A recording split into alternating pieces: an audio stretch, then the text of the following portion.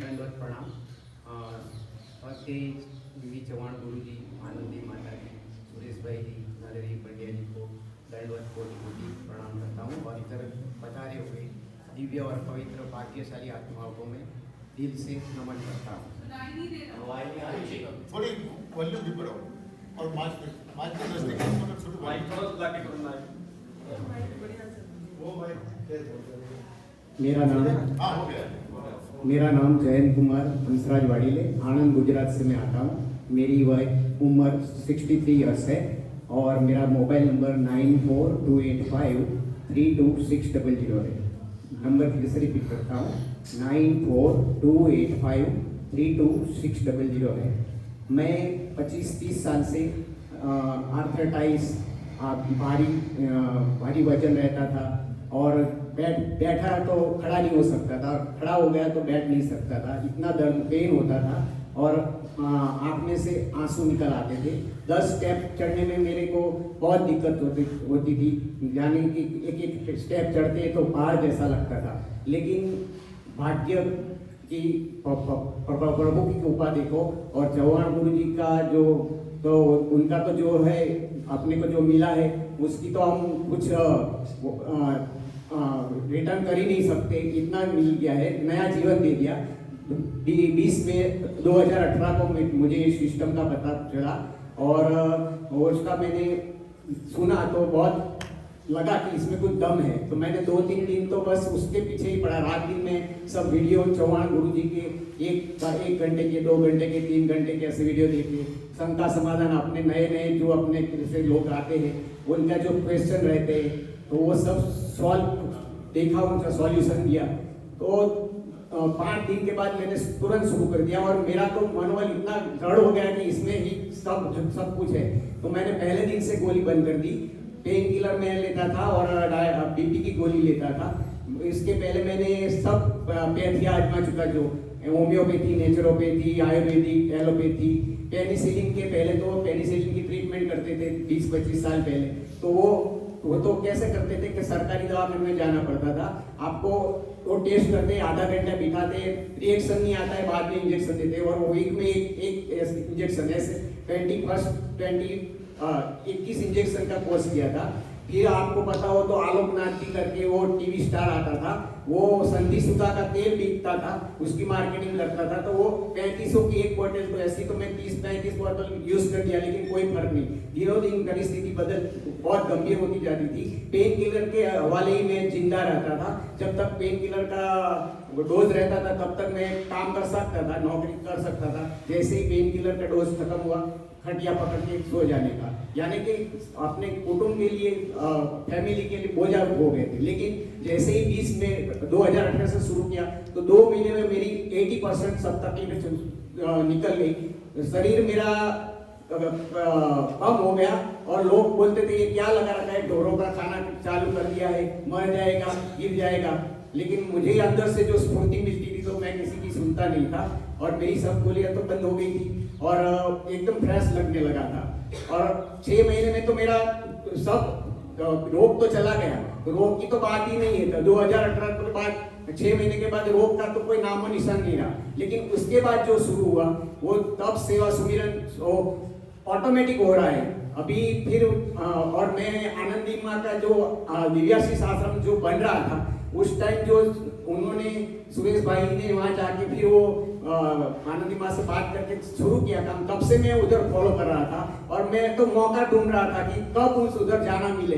लेकिन आनंदी माँ ने पिछली नवरात्र, आसो नवरात्रि में बुलाया कि भाई आइए, एक मौका है, गोल्डन चांस है। कितने भी उन्होंने बार वीडियो बनाए तो भी, लेकिन टोटल 10 ही लोग थे हम लोग, लेकिन जो 10 लोग थे, लेकिन बहुत मजा आया था उसमें। हमने बहुत, आनंदी माँ ने 3 महीने से सब गाइडलाइन दिया था कि भाई ऐसे करो, गीली पट्टी करो, नेचर फूड में आ जाओ, फिर 15 दिन पहले रसार पे आ जाओ, ये सब किया। फिर पहले तो मैं एनडीएस करता था लेकिन बहुत गलतियां हो रही थी, एनिमा लेने में गलतियां हो रही थी। एनिमा खाली पानी चढ़ाते थे और पानी निकल के बाहर आ जाते थे। लेकिन आनंदी माँ ने जो गाइडलाइन किया पिछली नवरात्रि में तो बहुत सहजता से 9 दिन मेरा पूरा निर्जला हो गया और इस बार भी मैंने नॉर्थ ईस्ट का पूरा निर्जला पूरा किया। तो उस टाइम उन्होंने एनिमा के लिए ऐसा गाइडलाइन किया था कि आप एनिमा करो तो 10 मिनट पानी को रोको, 10 मिनट पानी को रोको और 20 मिनट तक बैठे रहो, जैसे तुरंत मत निकल जाओ। और पानी का क्वांटिटी जरूरी नहीं है कि आप पूरा चढ़ा दो, आधा डब्बा चढ़ाओ लेकिन उसको रोको और फिर 20 मिनट के बाद निकलो। तो ऐसा जैसा उन्होंने बोला वैसा किया तो 9 दिन तो बहुत सहजता से हो गया और बहुत आनंद आए थे। 10 लोग थे हम लोग, लेकिन बहुत मजे से हमने किया। तो उसके बाद हमने फ्रूट का वितरण, वहाँ एक स्कूल है वहाँ गए थे, फिर यज्ञ किया था, फिर भजन रखा था। तो ऐसे बहुत मस्ती से 10 लोगों ने, फिर उधर का तीसरे माल का तो अभी पूरा हो गया था, लेकिन उस टाइम भूमि पूजन किया था, फिर वो वृक्षारोपण किया था। वो सब बात तो हम अभी भूल ही नहीं सकते। तो इस बार भी और ऐसा जीवन हो गया है कि अभी तो एक जो ऐसे कोई शिविर रहता है तो उधर जाने की इच्छा हो जाती है कि चलो इधर कुछ बताए, अपना अनुभव सुनाए लोगों को, तो उनको प्रोत्साहन मिले। तो हम मैंने तो ये जब शुरू किया तो पहले तो वीडियो देख के ही चालू किया और पूरा क्योर हो गया। बाद में नरहरि भाई पंड्या भी पादड़ शिविर में, केसरवा भी थे, उधर मैंने पहली शिविर अटेंड किया। बिपिन भी अभी वापी के इंचार्ज थे, उन्होंने रखा था। बाद में मैंगो शिविर किया। फिर मैं ये देखो सुनो कि मैं 10 स्टेप नहीं चढ़ सकता था, तो मेरे को इतना इसमें से रिजल्ट मिला तो मेरे को ऐसा लगा कि समाज को बताना चाहिए कि भाई ये सिस्टम में दम कितना है। तो मैं मन बनाया कि मैं गुजरात में जूनागढ़ में गिरनार करके पर्वत है, वो 10,000 स्टेप चढ़ना पड़ता है। अभी तो उधर रोपवे हो गया है तो 5,000 स्टेप तक तो रोपवे है और बाकी के 5,000 स्टेप चलने पड़ते हैं। लेकिन मैंने नक्की किया तो मैं जो 10 स्टेप नहीं चल सकता था वो 10 और 10 20,000, और उसके जूनागढ़ में ऊपरकोट है उसके 2,000 जैसे स्टेप है। तो 22,000 स्टेप में जो 10 पगथिया नहीं चढ़ सकता था वो 22,000 पगथिया चढ़ सकता। तो ये सिस्टम का कमाल है, मुर्दों को भी वो जिंदा कर देता है और जो अपंग है उसको दौड़ाने लगता है। ये सिस्टम में इतना अलग है। तो और अभी दिव्याशीष आश्रम की बात मैं करूं तो दिव्याशीष आश्रम में जब मैं पिछली बार आया था नवरात्रि में तो शुरुआत जैसा था, लेकिन अभी देखता हूं तो इधर होशियारपुर में खुल गया, हरिद्वार में काम पूरजोश में चल रहा है, नरहरि भाई पंड्या जी समर्पित है। और इधर तो जो एनडीएस के चारों जो स्तंभ गिने जाएंगे मेन वो स्तंभ है, चौहान गुरु जी मेन, आनंदी माता जी, सुरेश भाई, नरहरि पंड्या, ऐसे स्तंभ है कि आपको ये ऐसे एकत्र मिले तो ये अपना भाग्य समझना चाहिए। हम इधर आ गए हैं और उनका गाइडलाइन मिलता है तो हमको पूर्ण उनको समर्पित कर देना चाहिए, क्योंकि उनको जो लाभ मिला है तो वो बांटते ही रहते, वो अपनी फिक्र में ही लगे रहते हैं और अपना ही अच्छा सोचते रहते। तो उसके लिए वो गाइडलाइन करती है तो अपने को पूरा उनको समर्पित हो जाना चाहिए और जो बोले उसको अपने माथे पे चढ़ाकर उसका पालन करना चाहिए। तो दिव्याशीष आश्रम में जो सेवा चल रही है वो निःशुल्क सेवा चल रही है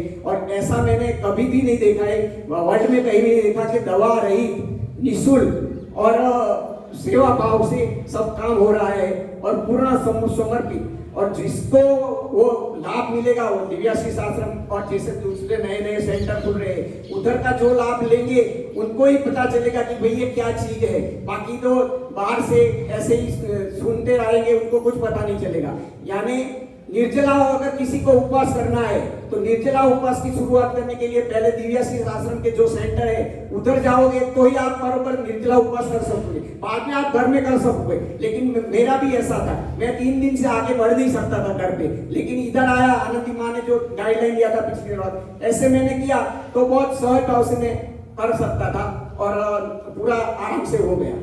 ये बड़ी बात है। और ये साधना कैसी है कि तब तो आपका रोग तो ऐसे ही चुटकी बजा के चला जाएगा वो, लेकिन वो प्रामाणिकता श्रद्धा विश्वास से करना पड़ेगा। फिर सेवा और सुमिरन भी आपको कि भाई पहले मैं कैसा करता था, सुबह उठ जाता था 4 बजे बैठ जाने के यंत्र हो, ऐसा अभी जरूर नहीं पड़ता है कि 4 बजे बैठो। बस हर समय ऐसा ध्यान रहता है कि बस कुछ किसी का कुछ अपना भला हो सके, किसी को मदद कर सके, ऐसा मन में कायम रहता है। और सेवा करने के लिए तत्पर रहते, कहीं से भी लगा किसी को कोई प्रॉब्लम है, कुछ गाइडलाइन चाहिए तो तुरंत आगे आके उसको बताने का इच्छा हो जाती है कि भाई ऐसा है माइंड में से निकाल दो।